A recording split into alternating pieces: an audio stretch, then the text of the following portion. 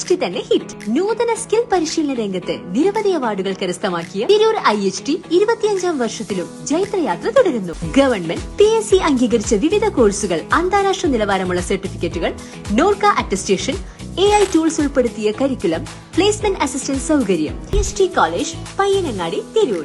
Branch police line. Phone 9847300120.